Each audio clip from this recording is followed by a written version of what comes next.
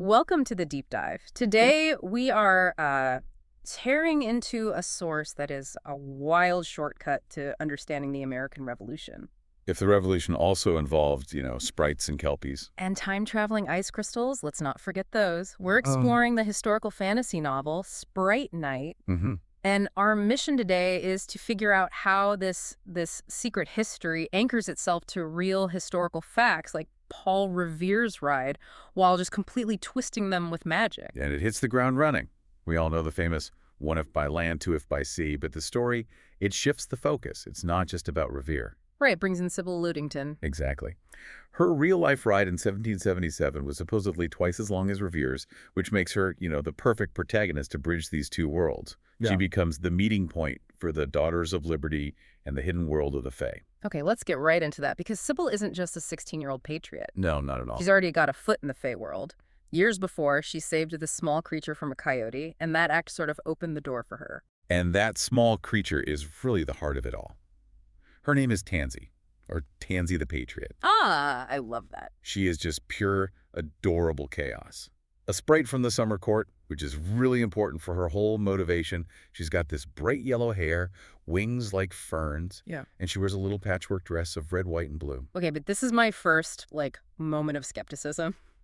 The source says she got the scraps for that dress from Bitsy Roth. That's the claim. Betsy Ross herself. So is every single famous person in history supposed to have a Fae buddy? It feels a little convenient. It leans into that, yeah. Yeah. But it's to sell the idea that this wasn't just a human war. It was happening on multiple levels. And Tansy's revolutionary street cred is hilarious. Oh, yeah. She claims she helped at the Boston Tea Party How? by flying in and flinging a captain's personal cup of tea into the harbor. It's rebellion on a miniature scale. That's fantastic. So we have Sybil, our anchor, and her tiny, super patriotic, chaotic sidekick. And Tansy has skills. She can talk to animals. Right, there was the British horse, Clarence. Clarence, who is apparently very happy to defect once Tansy whispers in his ear. So this all sets up the conflict. You've got the summer court's mischief on the side of the revolution. And that immediately brings in the opposition.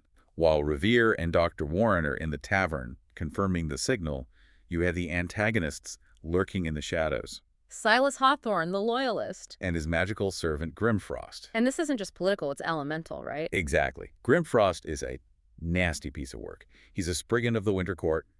The source describes him as this gaunt, stone-colored thing with needle-like teeth. So it's not just patriots versus loyalists, it's summer versus winter. Growth versus stillness. Passion versus order. The very forces of nature are fighting over America. And Grimfrost's first move is just brilliant sabotage. She gets to the old North Church steeple. And with one icy breath, he snuffs out the two lanterns, covers the glass in a thick sheet of frost. The signal is dead. Just like that. But then you have Tansy, the agent of chaos, but also the counter magic.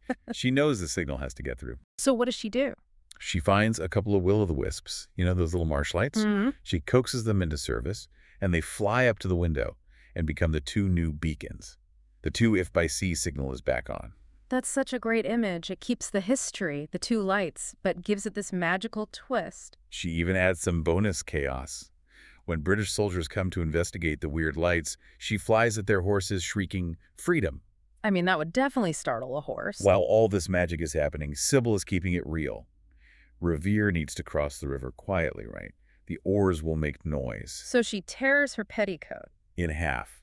Hands it to them to muffle the oars, and she just says, "I'm just a daughter of liberty, sir, trying to do my part." I love that. Her big contribution isn't some crazy spell, it's just practical thinking. It grounds her. But the threat isn't over.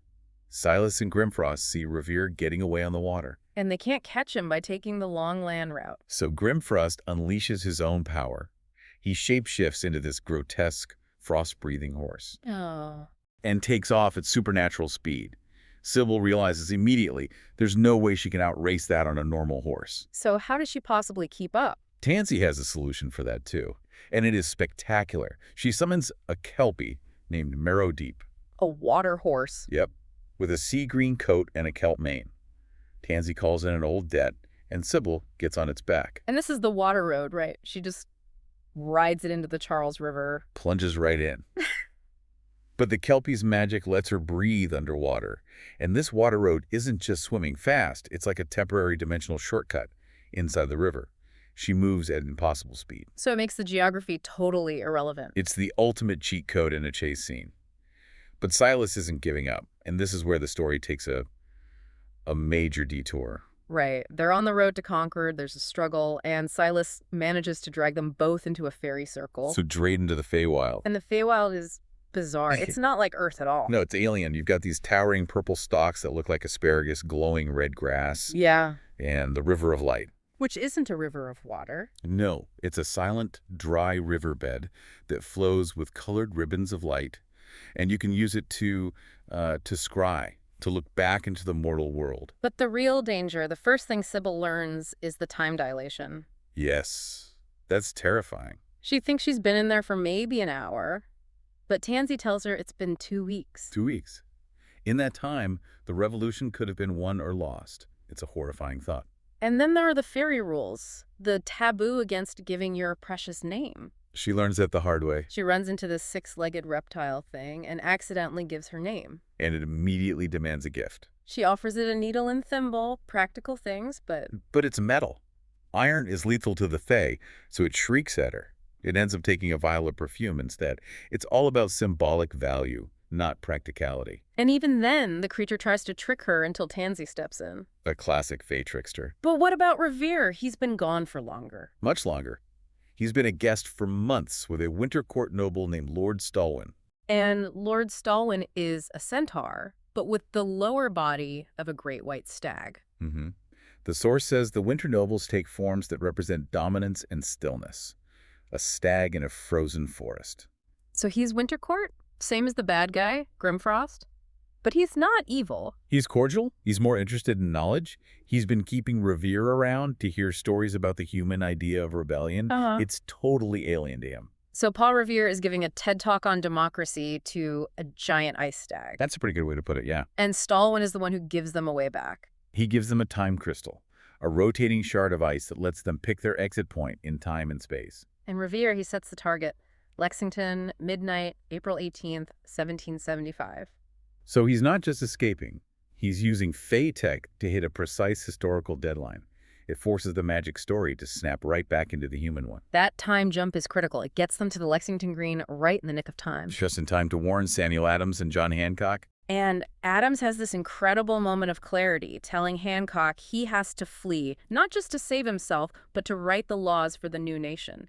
His pen is more important than his gun. And then they witness the standoff. Captain John Parker, who's already sick with consumption, lining up his small militia against the British regulars. The tension must have been incredible. And you hear Parker's actual words from history. Stand your ground. Don't fire unless fired upon.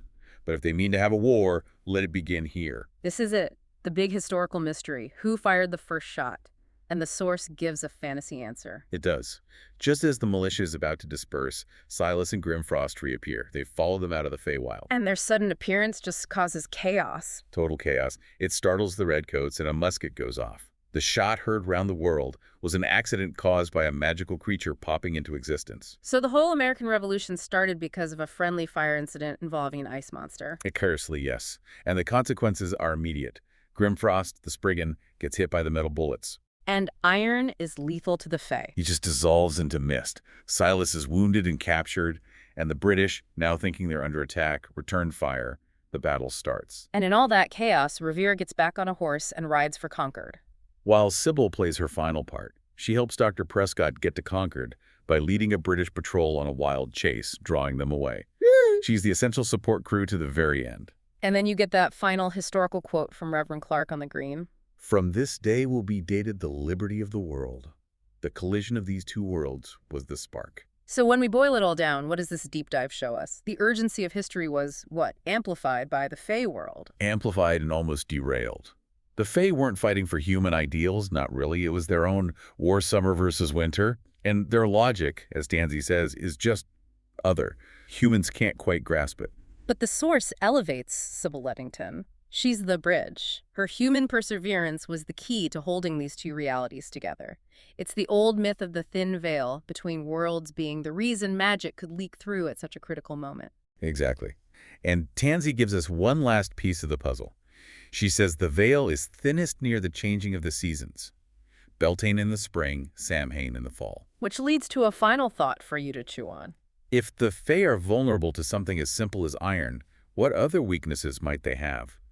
And what other secret histories could be kicked off when the world tips on its axis during those magical turning points of the year? It definitely gives you a new way to look at the changing seasons.